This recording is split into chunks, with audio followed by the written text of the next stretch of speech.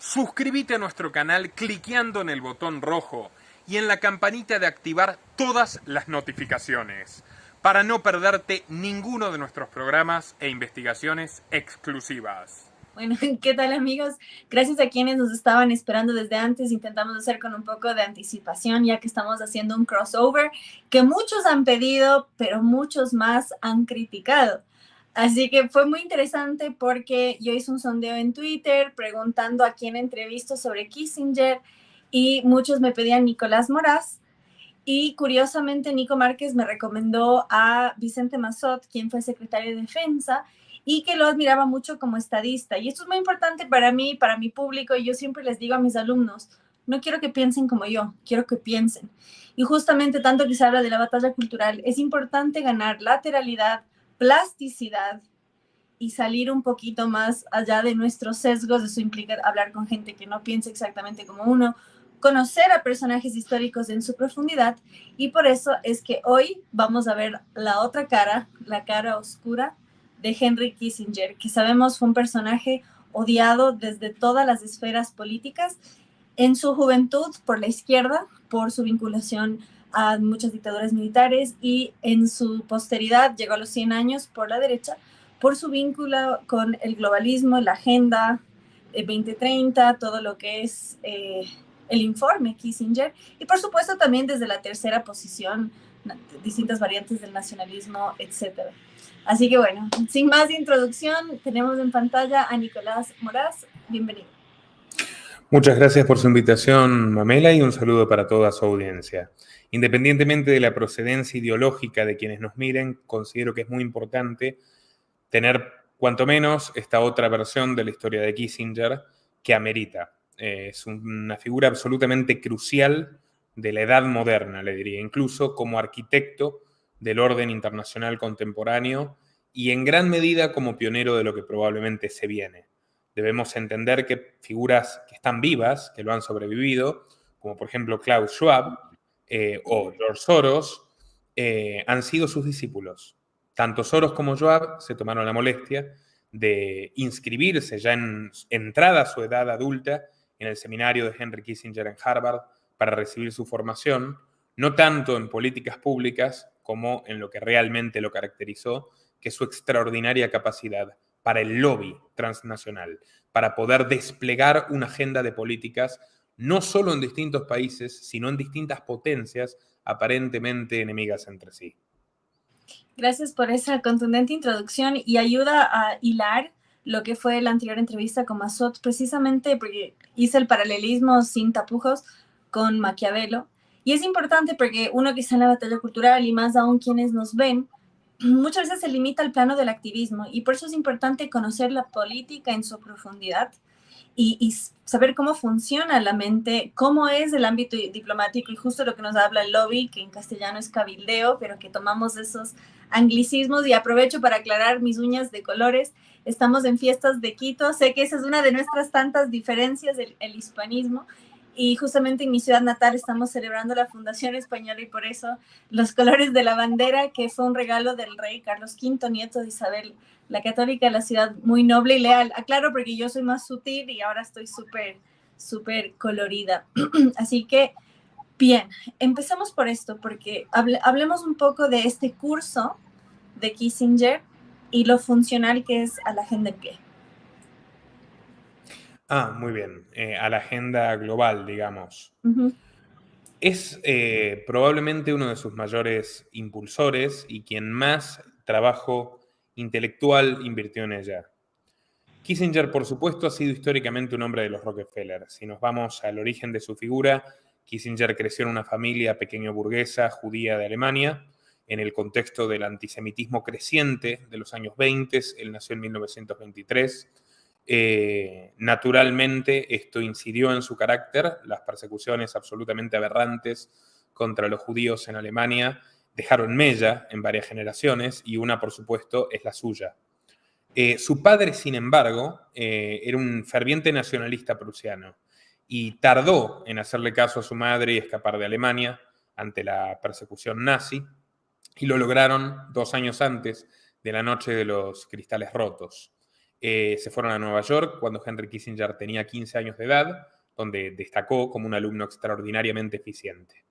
Luego sería reclutado con la intervención de Estados Unidos en la Guerra Mundial a partir de Pearl Harbor y destacaría rápido como un oficial de inteligencia de primer nivel. Con 20 y pocos años, Kissinger fue designado gobernador militar de la región de Hesse en la Alemania ocupada por las fuerzas aliadas, donde por cierto tuvo, según un libro muy interesante que se llama The Trial of Henry Kissinger, escrito por el periodista Christopher Hitchens, una actuación un tanto despótica, pero que descolocó a muchos, porque en lugar de desnazificar a fondo, que eran las directivas que se le dieron, logró encontrar a determinados criminales nazis que eran más cotizados que otros a través de un sistema de delaciones. O sea, liberamos a unos para que nos entreguen a otros. Y lo hizo solo. O sea, no cumplió órdenes, no era muy disciplinado. Era muy eficiente, pero no disciplinado. Vuelto a Estados Unidos, Kissinger entra a Harvard, que va a ser un centro de operaciones crucial para el resto de su vida, la Universidad de Harvard. Allí se congratula con los Rockefeller, que eran la dinastía más poderosa del mundo económico y político norteamericano de la época, y que ya tenían a uno de los dos principales jerarcas, David y Nelson. Nelson ya estaba en la política. Nelson era un importante asesor del presidente Eisenhower en la década de los 50. Primero ponen a Henry Kissinger en la corporación RAND, que es el primer think tank dedicado a diseñar la política militar de los Estados Unidos en el contexto de la Guerra Fría.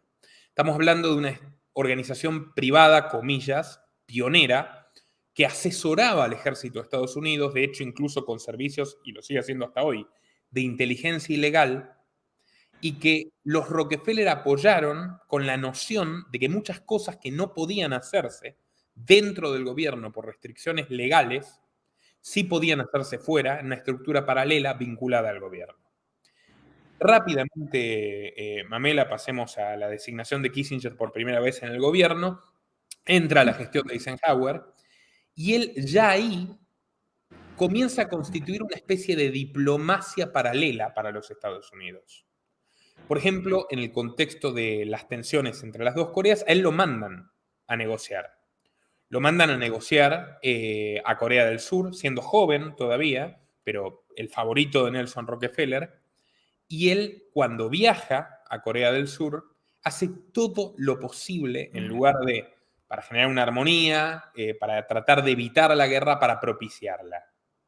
De hecho, Eisenhower culmina su mandato con un discurso muy célebre que está en YouTube, para quien lo quiera ver, donde dice el peligro que supone para la democracia de los Estados Unidos, siendo él un general y un héroe de la Segunda Guerra Mundial para la tradición americana, el peligro que supone algo que él comienza a llamar el complejo militar industrial, es decir, un entramado de negocios de corporaciones armamentísticas, del acero, del petróleo, que ganan, lucran con las guerras, sean donde fueren. Estados Unidos ya era el hegemón militar número 1, número 2 la Unión Soviética, y por lo tanto propician las acciones más belicistas, más agresivas, más violentas, incluso cuando carecen de lógica política y por supuesto van en contra del bien común, tanto de los estadounidenses como de los extranjeros.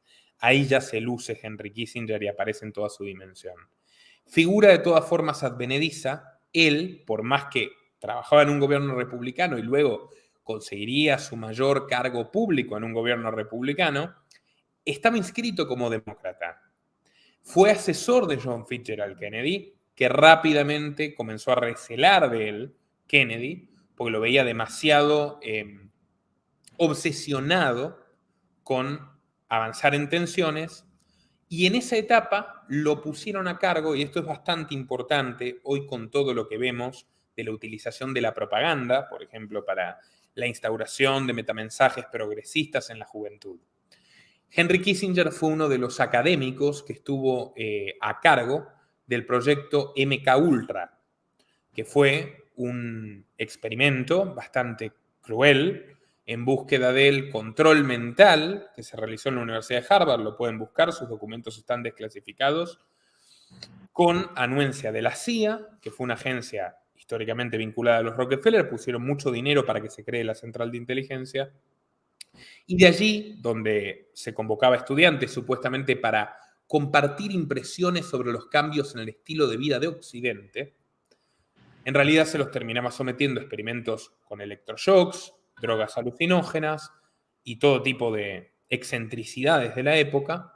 Y de allí salieron personajes, por ejemplo, como Ted Kaczynski, que unos años más tarde sería muy famoso como el terrorista Una Bomber, víctima en principio del MK Ultra. ¿Qué era lo que buscaba Kissinger? Colocarse a la vanguardia, en el contexto de la Guerra Fría, de quienes trataban de encontrar las mayores innovaciones técnicas para hacerle frente a la contienda. Él asciende con el advenimiento de Richard Nixon a la presidencia, porque primero hubo una interna entre Nelson Rockefeller, que era gobernador de Nueva York, y su patrón, y Nixon. Pero esa interna se dirime de la siguiente forma. Gana Nixon porque era una figura más popular para los conservadores americanos de la época, por su discurso, era un hombre cuáquero, bastante religioso, un tanto campirano, pero el poder y el financiamiento del partido ya estaban en manos de Nelson Rockefeller, que lideraba una facción históricamente denominada republicanos progresistas y que hoy, en tiempos de Trump, se ha rebautizado RINOs, Republicans in Name Only, republicanos solo en nombre. Perdón el paréntesis, también es importante entender por qué son rinocerontes, porque el símbolo de los republicanos es el elefante. Y cómo se asocia la mentira con la nariz larga como Pinocho, entonces un rinoceronte es un falso elefante, además del acrónimo. Y aprovecho y hago una breve interrupción, perdón. Justo un periodista me contactó y me advirtió que era poco serio, Nicolás, y hago hincapié no por concordar, sino justamente porque es un tema, hablar del MK Ultra, ¿no? Es teoría de conspiración y es como muy tenso. Yo por eso hasta estaba sonreída, porque nunca me pasó hasta ahora en todo mi tiempo que estoy en esto. Pero creo que algo muy interesante que se vio en el campo de la ficción fue esta chica Eleven, la de Stranger Things, que se cree que es una ejemplificación de lo que sería este experimento. Entonces, hoy en día, y sobre todo luego que vivimos lo que fue el confinamiento, todo lo que fue esta experimentación y términos que no podemos decir en YouTube, creo que es importante destacar el hecho que todo aquello que por mucho tiempo llamaron conspiración luego se volvió realidad, y también el hecho que el término conspiración se usa para deslegitimar a aquellos que están investigando cosas consideradas incuestionables. Así que, así como en la anterior entrevista debuté en un tema tenso, ahora también estoy en mi debut en términos denominados teoría de la conspiración. Bueno, mire, lo primero que habría que establecer es la jerarquía de la información. No estamos hablando ni de tierra plana, ni de Illuminatis, ni de conspirativismo. Estamos hablando de historia oficial. El MK Ultra meritó, esto tiene su gracia, una denuncia del Congreso y terminó generando la creación de una comisión investigadora. Lo divertido, Mamela, es que la comisión investigadora, por los excesos ilegales de esta experimentación, llevada adelante durante prácticamente 20 años, a partir de 1955, estuvo a cargo del secretario de Estado Henry Kissinger y del vicepresidente de Gerald Ford, Nelson Rockefeller. En otras palabras, de los hacedores del MK Ultra en Harvard. Y lo pueden buscar en Wikipedia, si quieren, o en fuentes todavía bastante más elevadas, como British Broadcaster Channel, la BBC. Dicho esto, una vez que Henry Kissinger se posiciona, primero como jefe del Consejo de Seguridad Nacional de Nixon, luego como secretario de Estado, el gobierno pasa a ser suyo. Nixon rápidamente se da cuenta de que la situación de tensión extrema que hay en el mundo, con una guerra de Vietnam que comienza en gran medida en la administración demócrata de Johnson, sucesor de Kennedy, por la presión de intereses como los de los Rockefeller y de la corporación Rand y otros grupos de poder, la guerra de Vietnam se está perdiendo. Son 600.000 muertos, son 4.5 millones de toneladas de explosivos lanzados por Estados Unidos a la jungla vietnamita, que de hecho hay lugares que quedaron desertificados hasta el día de hoy. Un gasto inmenso, una cantidad enorme de vidas de estadounidenses perdidas también en esta carrera mesiánica, porque no era estrictamente necesario llegar a Vietnam. Y Kissinger, que fue uno de sus mayores partidarios e instigadores, hace gala de una premisa que también hemos visto en 2020 y que vemos actualmente, que es problema, reacción, solución. Yo generé el problema, yo administro la reacción en cierta forma como funcionario de un gobierno en crisis por esta situación, yo propongo la solución. Él se cortó solo incluso para negociar con comunistas franceses, a través de ellos con Ho Chi Minh, el líder del comunismo norcoreano, para lo que sería el desenlace de esta guerra. Ahora, ¿qué es lo que trae el desenlace de esta guerra, que es la gran derrota histórica de los Estados Unidos al mundo? La sensación de que el comunismo ruso podía triunfar.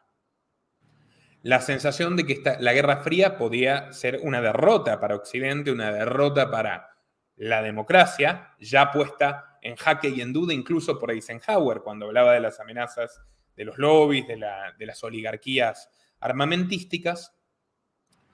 Y en ese contexto Kissinger introduce lo que son una serie de reformas de Estado que van a convertirse en políticas de Estado, independientemente del signo político que luego sucedió a Gerald Ford, que es, podríamos decirlo, en tres formas. Una es la guerra contra las drogas, porque él sostiene que Estados Unidos debe mantener su injerencia en temas de seguridad y defensa de todo el mundo, entre comillas, libre, y ante la derrota en Vietnam y la experiencia de Vietnam, debe avanzarse a un tipo de guerra que, por más que se extienda en el tiempo, genere una justificación permanente para esa injerencia militar y de seguridad norteamericana.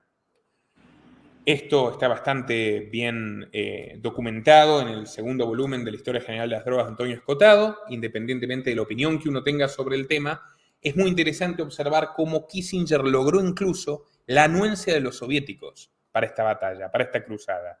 Dijo, si nosotros nos podemos poner de acuerdo con ellos, no como hicimos con las guerras proxy, por ejemplo en Vietnam o luego en Latinoamérica, donde Estados Unidos financia un bando y la Unión Soviética otro, si nos podemos poner de acuerdo en esto, vamos a ganar nosotros, porque los que tenemos verdadero interés en expandirnos en países que no son dictatoriales, en los cuales un Congreso eventualmente tiene que aprobar nuestra intervención, bueno, es el interés americano con el pretexto de la guerra contra las drogas.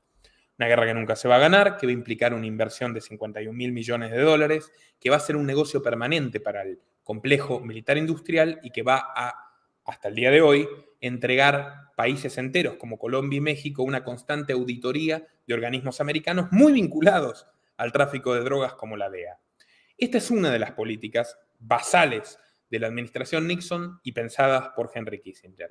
Otra, ¿cuál es otra? Esta es muy importante y es algo que trabajó durante años antes de llegar a la Secretaría de Estado. Perdón, te interrumpo antes de pasar de tema. Tuve la oportunidad de conocer a Escotado en Buenos Aires y estar en una charla suya y nunca me cedieron la palabra. Y los organizadores dijeron que no me vieron, pero no les creo. Porque justamente hablaba de los enemigos del comercio y yo quería citar todos los versículos bíblicos favorables al comercio, entre ellos la parábola de los talentos. Solo ese pequeño dato. Tuve un poco intercambio de él y con su hijo, muy, muy cordiales, muy amables, pero siempre me quedé con eso en el CEMAC y yo levantaba y levantaba y levantaba y levantaba la mano que no me vieron. No les creo. Bueno, si algún día lo desea, podemos conversarlo. Yo soy un entusiasta de los enemigos del comercio, por más que observo algunos vacíos. Bueno, una obra de semejante envergadura que le llevó 10 años a este hombre, seguramente se puedan comprender, ¿no? Por los límites también de la propia humanidad.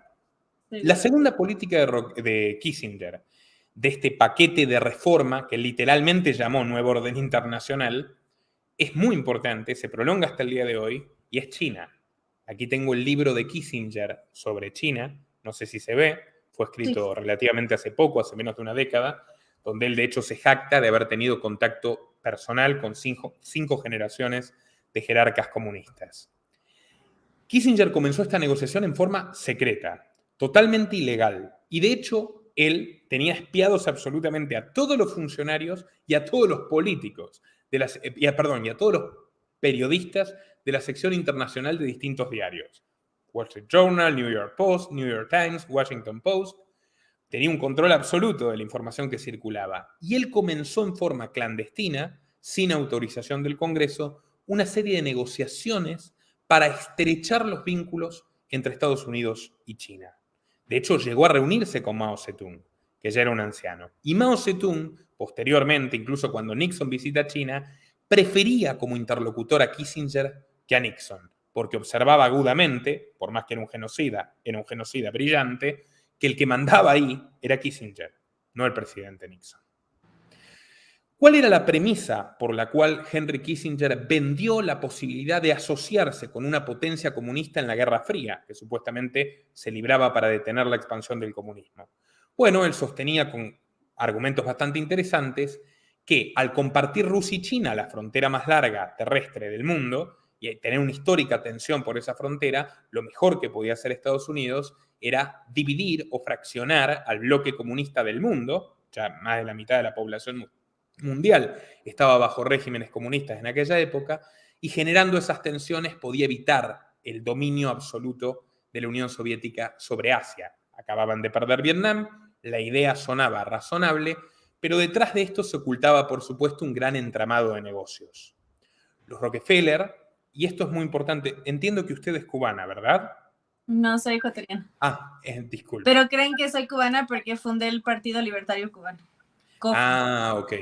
Bueno, del mismo modo que el Standard Oil de los Rockefeller siguió trabajando en Cuba con el advenimiento de la dictadura castrista, fueron las únicas petroleras que no sufrieron expropiación, de hecho apoyaron bastante a los Castro.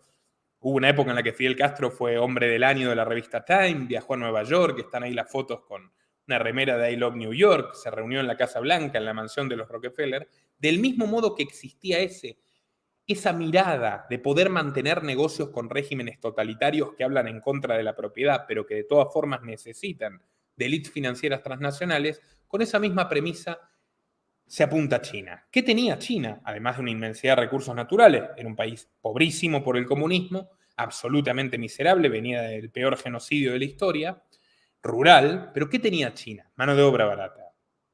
Los Rockefeller y otros inversores, que fueron los que auspiciaron esta doctrina de Kissinger, la doctrina llamada G2, o sea, para generar un polo entre Estados Unidos y China para debilitar a la Unión Soviética, determinó en gran medida el crecimiento exponencial de la economía china para convertirse en lo que es hasta hoy. Y si uno observa, ya con 100 años Kissinger sigue viajando a China, viajó este año, cumplidos los 100 años, viajó este año donde fue recibido con los honores propios de un jefe de Estado por Xi Jinping, que lo considera un gran amigo de China.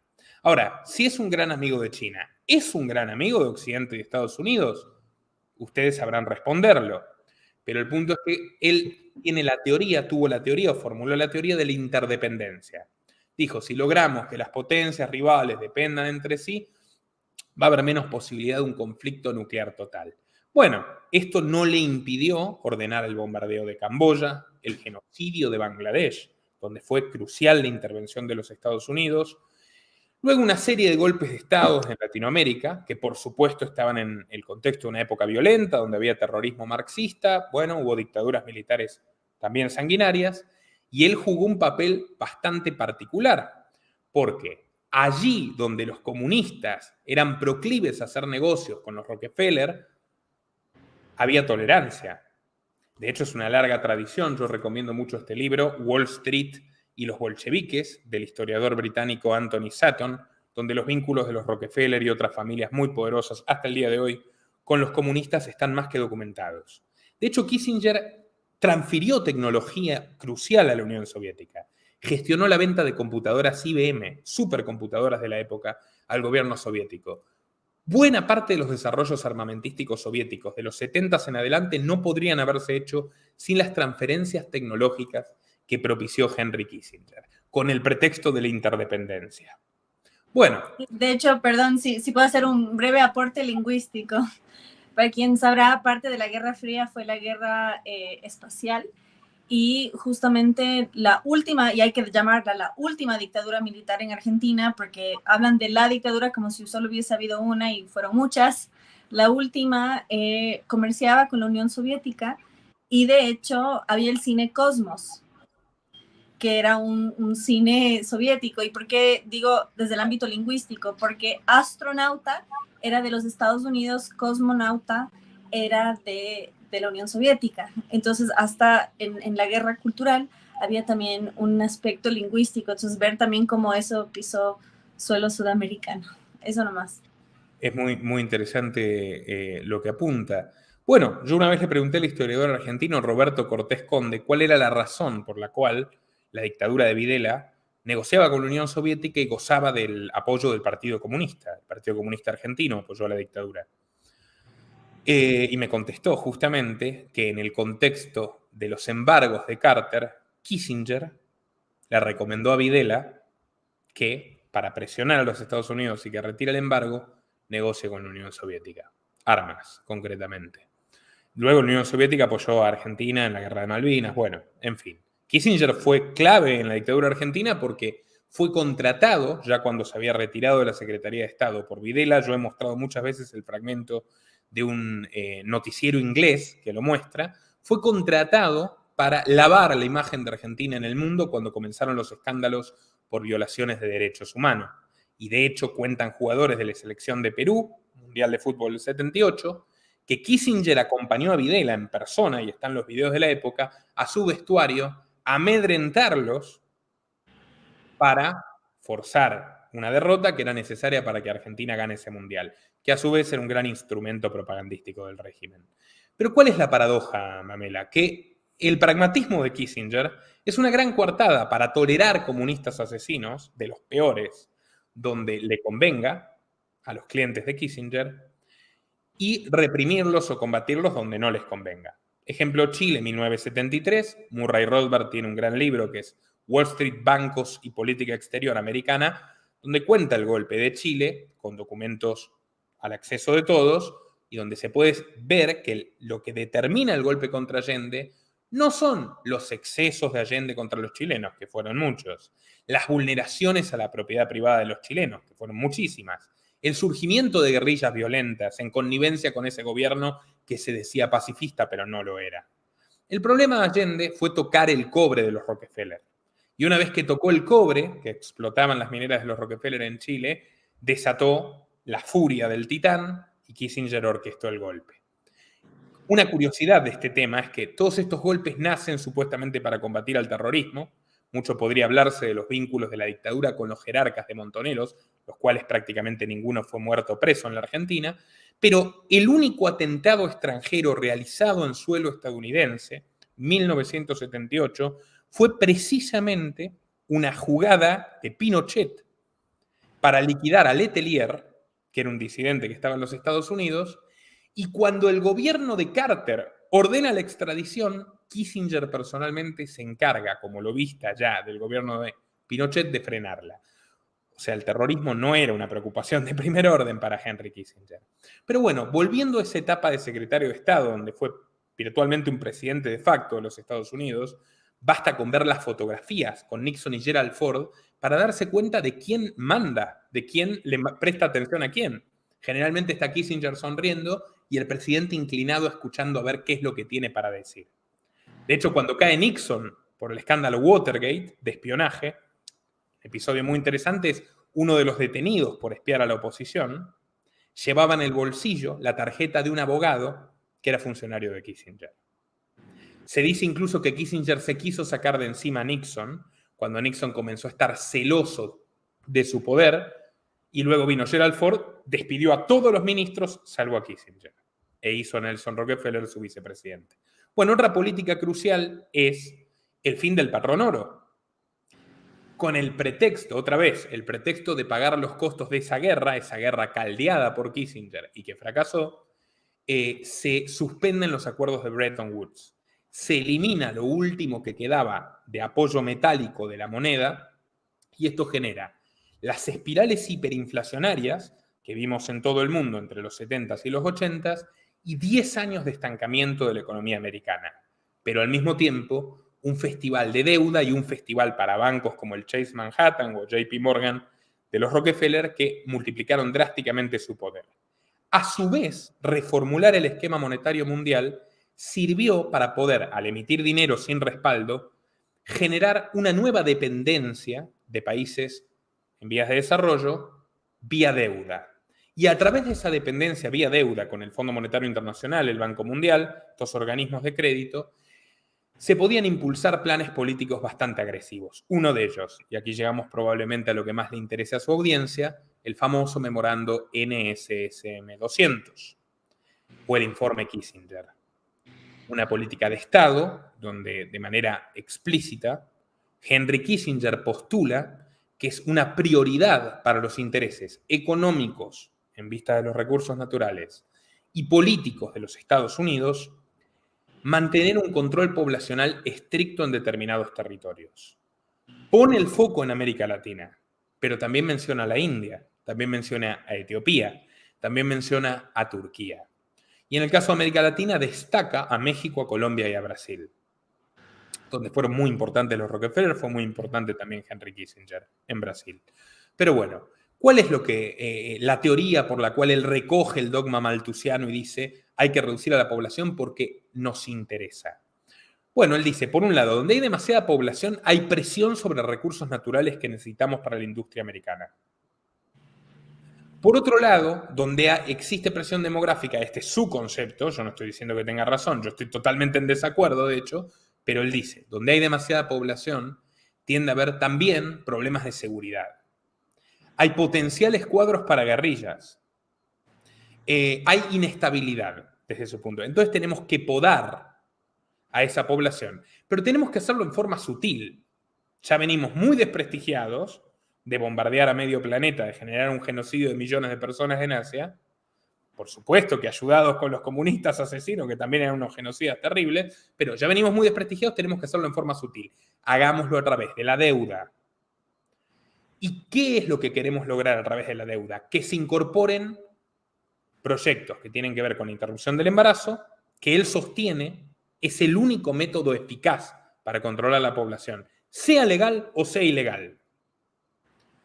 Y también, bueno, otras cuestiones como el debilitamiento de la Iglesia Católica, la que ve como un obstáculo para el control de natalidad, y por lo cual, de hecho, propicia la extensión de las iglesias evangélicas estadounidenses en América Latina, y bueno, otras políticas que hoy podríamos llamar de género. Él Sí, sostiene que... perdón, tengo que hacer una breve aclaración, perdón por la interrupción, que Nicolás tuvo que usar ese eufemismo tan progre para referirse a la ABO-LTO justamente para aludir la censura en esa plataforma que ya de por sí estamos hablando de términos tensos. Y aprovecho para nuestros hermanos separados que nos ven, a mí me contactó un pastor metodista porque ante lo que está pasando en Nicaragua, hubo una bajada de línea de las iglesias protestantes de Hispanoamérica favorable a Ortega. Sí. Precisamente porque la persecución es contra los católicos, pero amorosamente, porque hay que destacar, hay muchos protestantes muy activos en esta batalla, muy defensores de la vida, de la propiedad privada, de las grandes virtudes y del bien común. Sin embargo, como bien nos está contando en este momento Nicolás, también hay una infiltración, también hay una politización, también hay una utilización para fines político-ideológicos. Así que yo agradezco a este pastor que me contactó y más bien le pedí a otro amigo protestante que me ayude a investigar los casos de persecución contra protestantes de Nicaragua para ayudar a convocar, para que vean que ese es un problema muy, muy serio, pero ciertamente es importante poner esto sobre la mesa, que es algo que ciertamente sucede y sucedió. Bueno, efectivamente, yo tengo dos documentales sobre la cuestión de Nicaragua y el sandinismo. También ocurre en la iglesia, hay católica, hay valientes obispos detenidos y hubo también un silencio del Vaticano notable. Bueno, paréntesis, aunque me duela y me cause enemigos, Monseñor Rolando, que destaco su valentía y que ojalá hubiesen más valientes como él, mucho del silencio es por un fin político muy claro y que eso me lo han dicho santos sacerdotes nicaragüenses. Él se valió de activistas progres contra el gobierno y ahí es donde se vuelve, y de eso se ha hablado muy poco. Justamente él permitía a gente promotor de la agenda contra el hombre, ya que esa palabra está más censurada todavía, de la agenda contra la vida y que se sumaban a las procesiones. Entonces ya las procesiones no eran meramente actos religiosos, sino proselitistas y con activistas que van contra la doctrina. Entonces, si bien yo destaco la valentía de Monseñor Rolando y ojalá hubiese más como él, hay un punto, bueno, también sabemos que Francisco es complicado y no vamos a indagar en eso porque no es el tema que nos convoca hoy. Y agradezco lo que llaman ese tropiezo freudiano al hablar de la iglesia, porque es la iglesia, aunque especificamos por fines didácticos. Pero sí, lo de Monseñor Rolando, yo no sé si algún día lo abordaré en profundidad, es muy, muy tenso, muy complicado, pero ciertamente hay una razón por la cual se demoró mucho, mucho Roma en manifestarse sobre ese tema, porque pasaron cosas. También no hay que olvidar, y es un mínimo paréntesis, pero que vale la pena, el rol de la Compañía de Jesús en la creación del sandinismo, que tuvo un ministro que era un cura jesuita, Fernando Cardenal, que fue reprendido por Juan Pablo II, que está la histórica foto donde Juan Pablo II lo reprende por haberse unido a esa guerrilla comunista cuando tomaron el poder por la fuerza en la década de los 80. Y ahí hay una huella. Ahora están peleados con Ortega. Sí, sí, sí. Pero De bueno. hecho, no es un dato menor y aprovecho que cuenta. Yo cuando hice la primera comunión, canté una canción en el catecismo que fue creada justamente por un sandinista con simbología comunista y masónica. Y San Juan Pablo II le quitó los hábitos. Entonces, ciertamente hay una infiltración muy profunda, tan profunda que hasta deja una mella en mi formación, lo aprendí de adulta y quedé... ¡ah! Entonces, ciertamente sí, pasa, sucede, y bueno, para quienes vivimos desde una óptica de fe, sabemos que acorde mayores son los ataques, mayor es la necesidad de defender. Bueno, Kissinger logra incluso que un alumno suyo de Harvard, Zbigniew Brzezinski, una historia similar de vida, polaco, que se fue a Estados Unidos. Brzezinski, además, explícitamente anticapitalista, hay que tomar nota de eso, era defensor de una tecnocracia socialdemócrata, que es lo más parecido al sistema que vemos hoy. Y Brzezinski, alumno de Kissinger, lo sucede cuando concluye el gobierno de Gerald Ford. Lo sucede a Kissinger en la época de Carter. De hecho, Kissinger sigue trabajando de manera muy activa, pero para boicotear a Carter, que lo veía demasiado pacifista. De hecho, es ahí el tema de Letelier, el atentado del jefe de inteligencia de Pinochet contra Letelier, que Carter pide su extradición, Kissinger hace lobby para bloquearla, y también Kissinger forma un grupo de legisladores bipartidistas. Como ya sabemos, un tipo absolutamente flexible y plástico, que estaba registrado como demócrata, pero fue el hombre más poderoso de esos dos gobiernos republicanos. Bueno, él dice, vamos a armar un grupo de gente de los dos partidos que esté alineado con la misma agenda. Dos de sus más destacados exponentes son un ex militar llamado John McCain, hoy fallecido, cuya hija lideraba, sin mucho éxito, la facción antitrampista del Partido Republicano, y Joe Biden. Y una Rino. Joe Biden. Y Joe Biden, además, figura en los Kissinger Papers de Wikileaks. Pueden buscar archivos de la época final de Kissinger como secretario de Estado y de la época subsiguiente de Carter, que figuran bajo la etiqueta Kissinger Papers en Wikileaks, son archivos oficiales de gobierno, donde consta que Joe Biden era un hombre considerado por Kissinger tropa propia. ¿Por qué tropa propia? Porque era un grupo de legisladores que se iba nutriendo de nuevos integrantes constantemente, que garantizaba las mayorías de ambas cámaras para apoyar cualquier guerra, cualquier intervención militar, no importa el precio que cueste. Crisis del petróleo, además, porque todas las reformas estas monetarias de Estados Unidos, 10 años de inflación altísima, desabastecimiento de petróleo, tensión extrema en Oriente Medio, los árabes dejaron de venderle petróleo enojados con la cuestión del precio, de la evaluación del dólar, pero con el pretexto de Israel, dejaron de venderle petróleo a Estados Unidos. Bueno, Kissinger siempre jugó con una ambigüedad sobre el tema Israel, una ambigüedad muy utilizada hasta hoy, que es, apoyemos al Estado de Israel, apoyemos incluso crímenes de lesa humanidad del Estado de Israel, pero no del todo, porque lo que nos conviene es que haya guerra, y esa es una política norteamericana que sigue hasta hoy, aunque financien con 20 veces más dinero a Israel, también le tiran algunos fondos a las autoridades palestinas. Porque la noción de Kissinger sobre Medio Oriente es mantengamos un foco de conflicto que desgaste a los actores regionales. Si ese foco de conflicto se termina, porque uno de los dos bandos prevalece definitivamente sobre el otro, no nos conviene. O sea, el pragmatismo de Kissinger es evitar la catástrofe total a través de muchos conflictos distribuidos en el mundo y relativamente administrables. Bueno, Van a pasar muchos años, va a ser una figura levitante para muchos liderazgos políticos. Uno, del cual poca gente sabe, es el de Putin. Kissinger fue consejero de Vladimir Putin. Pueden observar, hay al menos 5 fotografías de distintas reuniones de Kissinger y Putin a lo largo de los últimos años. Fue un consejero crucial para la construcción política de Putin en la era de Clinton, donde de hecho tenía mucha gente de su consultora privada en el gobierno, subsecretario de Estado de Clinton, jefe de Consejo de Seguridad Nacional, eran ex empleados de Kissinger, la gente que le atendía el teléfono a Kissinger en su oficina de lobby privado. Bueno, trabajó mucho en la construcción política de Putin en los 90 y trabajó con Putin hasta hoy. Por ejemplo, en el foro de Davos, en la edición de este año, Klaus Schwab, discípulo de Kissinger, le dijo, Dear Mr. Henry, y le cantó, con su acento de villano de película de James Bond, le cantó el feliz cumpleaños número 100 a Kissinger. Pero Kissinger decepcionó un poco a la gente de Davos porque expuso una posición sobre Ucrania muy parecida a la del Kremlin. Y es que Putin ha definido a Kissinger como su principal consultor extranjero. O sea, hagamos un raconto, Mamela. Estamos hablando de un hombre que pasó por todas las administraciones de los Estados Unidos, desde Nixon, de hecho desde Eisenhower hasta hoy. Fue el presidente del Comité de Esclarecimiento del 11 de septiembre con Bush hijo.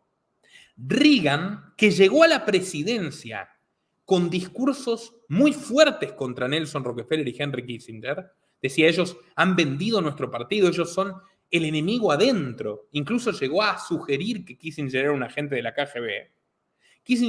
Reagan también lo tomó para su gobierno y lo nombró presidente de una comisión bicameral para abordar las cuestiones de Centroamérica, y ahí fue la invasión a Granada, el escándalo de la contra nicaragüense. Estados Unidos le vendía armas a Irán ilegalmente para financiar a la contra en Centroamérica. Bueno, Kissinger está metido en todos estos delitos de primer orden internacionales y fundamentalmente configuró como un demiurgo a las instituciones de gobernanza mundial que hoy muchos conocemos, muchos de nuestro público seguramente a partir de 2020, como Davos, fundado por un alumno de Kissinger, Kissinger era del directorio, como el CFR, el Consejo de Relaciones Exteriores de Estados Unidos, en el cual Kissinger ingresó jovencísimo como editor de la revista Foreign Affairs.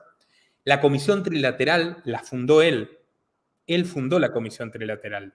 De hecho, es gracioso porque Reagan decía, yo voy a investigar a la Comisión Trilateral, que es esta organización de los Rockefeller que tenía una sede en Londres, una sede en Japón y una sede en Washington, y que trataba de generar una coordinación de políticas en el hemisferio norte. Yo lo voy a investigar, no puede ser que este club semisecreto, decía Reagan, tenga 19 funcionarios en el gobierno de Jimmy Carter. Cuando asumió la presidencia Reagan puso 10 trilaterales, entre ellos Kissinger. Es ese poder que logra permanecer. Son redes de contacto sin las cuales no se puede llevar adelante cualquier proyecto, cualquier ambición geopolítica al día de hoy. Y en eso fue muy astuto. Fue un Maquiavelo, fue un Talleyrand, pero conservó su influencia hasta hoy. Putin, Biden, Trump lo tuvo también de consejero a Henry Kissinger. Xi Jinping, países latinoamericanos, dictadores de derecha, dictadores de izquierda. O sea, logró ser extraordinariamente versátil y construir una fortuna y una influencia inéditas en el mundo occidental. Y todo con un concepto gramsciano, porque era un hombre de amplias lecturas, que es el intelectual participante. El rol que puede tener una voz suficientemente seductora asesorando al tirano de turno. Al final, el tirano de turno desaparece, pero la voz seductora, el monje gris, el que no pone la cara en las peores decisiones, pero realmente las toma, es eterno. Aquí justo nos están diciendo en comentarios, y ojalá YouTube no nos complique, pero dicen que además Kissinger era amigo de Epstein. Sí, tenía vínculos. De hecho, tenía muchos amigos en la farándula.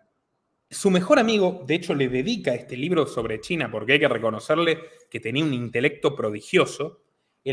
Uno de sus mejores amigos es Óscar de la Renta, este famoso diseñador de indumentaria español. A tal punto que cuando Hillary Clinton asume como secretaria de Estado de Obama, se excusa de una reunión de gabinete diciendo, tengo que ir al cumpleaños de Henry Kissinger. Bernie Sanders, este socialistoide de la izquierda demócrata, cuando es la interna republicana por la interna demócrata por la presidencia en 2016, le dice a Hillary, le recuerda esto, dice, usted dijo que no se puede ser secretario de Estado sin el visto bueno o la amistad de Henry Kissinger. Y Hillary le toma el guante, lo recoge y contesta orgullosa, sí, yo soy muy amiga de Henry Kissinger. Dije eso. Es una figura que ha tutelado a los que dominan la política exterior de Estados Unidos. Caído el muro de Berlín, es alguien que tuvo el ingenio, maligno si se quiere, de volver a aplicar la fórmula de la guerra contra las drogas con la cuestión islámica. En los 80, los Estados Unidos, esto es historia oficial, vean las fotos de Reagan con los mujahidines, financiaron al movimiento talibán para frenar la invasión soviética a Afganistán. Es una idea típicamente kissingeriana, permítame. Pusieron al frente un aristócrata saudí, el señor Bin Laden, que a su vez tenía socios comerciales, tenía vínculos comerciales a través de la empresa Rusto Energy, con el vicepresidente de Reagan, que era un hombre de Kissinger y de la trilateral, George Bush padre. Perdón, solo una observación, Oscar de la Renta era dominicano. ¿Cómo? Oscar de la Renta era dominicano.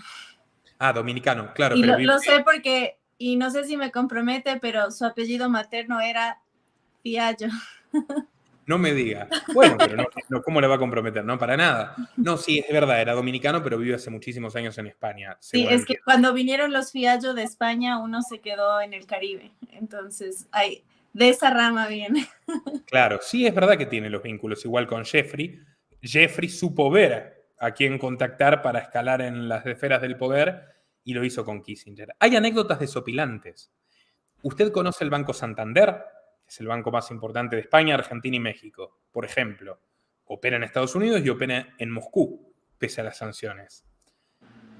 El padre de Ana Botín, la actual banquera, que es una mujer que incluso ha incidido en el nombramiento de ministros de Economía de Argentina, como Martín Guzmán, yo lo conté, ella se reúne con Alberto Fernández cuando era presidente electo y de un día para el otro trascendía que el ministro de Economía iba a ser Guillermo Nielsen y pasó a ser Martín Guzmán, un hombre cercano al Santander, un hombre que pertenecía a la ONG Espacios Abiertos de George Soros, que es socio de Ana Botín en el Santander. Bueno, ¿por qué traigo a Botín a esta historia? Su padre Emilio, que fue el banquero de Pablo Escobar Gaviria, y lo pueden buscar, su padre Emilio, Pablo Escobar Gaviria tenía sus fondos bancarios, que por supuesto era una mínima parte del dinero del narcotráfico, en el Santander. Su padre Emilio consiguió quedarse como sucesor de su hermano al frente del Banco Santander a través del lobby de Kissinger. Estados Unidos había comenzado a investigar al Santander por narcotráfico, todo apuntaba con que la empresa iba a colapsar, pero el padre de Ana fue arrastrando, un banquero, arrastrando bolsos con $800.000 de la época a las oficinas de Kissinger para pedirle por favor que le resuelva sus problemas. Y lo hizo. Club Bilderberg, le suena a muchos también el Club Bilderberg, que reúne a los principales 130 personalidades más influyentes de América y Europa anualmente. Fundador Henry Kissinger, junto con David Rockefeller y el príncipe Bernardo de Holanda. Y esto es así. Y de hecho ha sido el miembro que en más ediciones participó, Henry Kissinger. La última este año, se mantuvo activo hasta el final, casi que hace valer, desde mi punto de vista, el proverbio popular de yerba mala nunca muere. Hitchens escribió, solo una nación con un profundo desorden espiritual o psicológico puede rendirle honores a este criminal de guerra. Hoy lo despiden como si fuera un héroe en la izquierda y en la derecha, en Oriente y en Occidente. Algo está mal en este mundo. Bueno, gracias por ese contundente informe. Calculamos que iba a ser 40, nos pasamos un poquito, pero creo que valió la pena, se abordó muchísimas aristas y muy interesante porque también hasta habló de Irán, porque entre las muchas críticas que vi contra Nicolás Moraz era que estaba financiado por los mujahidines. Mire usted, en el canal de televisión Hispan TV me censuraron en vivo y en directo, y el video está por ahí, y el presentador da fe de ello, porque pobrecito se quedó atónito, por criticar los vínculos de la izquierda española con las teocracias musulmanas.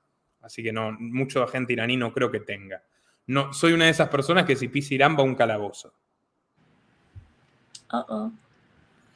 Y además, para más Inri, quien ordenó mi censura contado directamente por los productores, fue Pablo Iglesias, que ya era vicepresidente en ese momento de Asuntos Sociales y Agenda 2030 de España. Bueno, choque esos 5 que los dos fuimos censurados.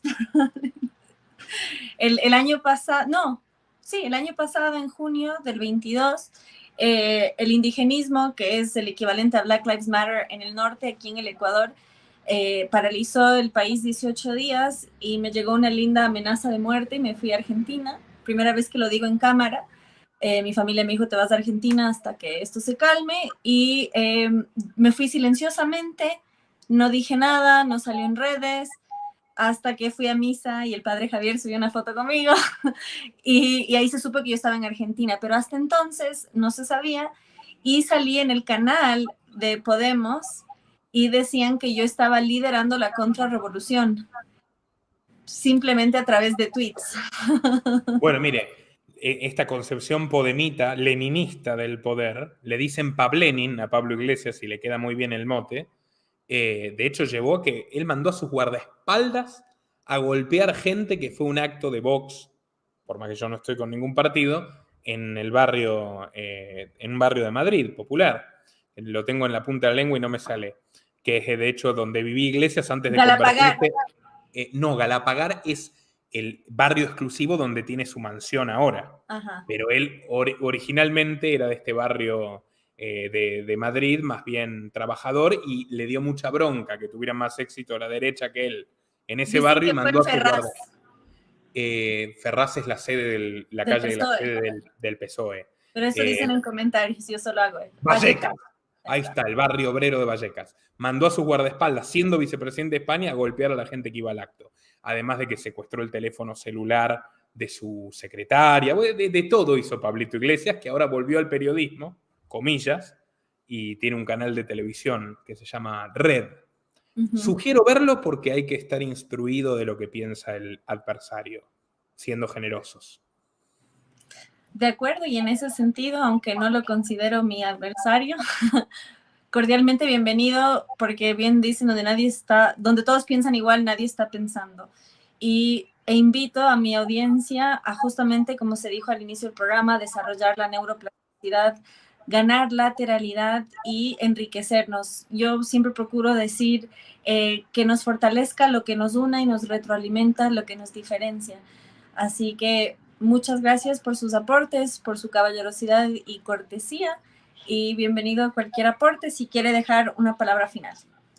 No, la gratitud es mía con usted, le agradezco mucho la invitación, espero que sea de utilidad del público, y, como dije, independientemente de sus coordenadas ideológicas, esta información creo que es tan válida para conservadores como para liberales como yo, como para cualquier persona, por más que no tenga una ideología definida, entender la historia y entender qué clase de personas nos gobiernan. Si quieren más detalles, les recomiendo mi documental Todos los secretos de Henry Kissinger, que ya tiene más o menos 270.000 visitas en YouTube. Y bueno, muchas gracias y muy amable nuevamente. A la orden. Nuestro trabajo depende de tu apoyo. Para que siga siendo posible, realiza tu donativo desde tan solo $2 por mes a través de Patreon, en los links que están en la descripción o en el comentario destacado. También podés hacerlo a través de la opción Unirte de YouTube, y si estás en Argentina, con el medio de tu preferencia, a través de Mercado Pago.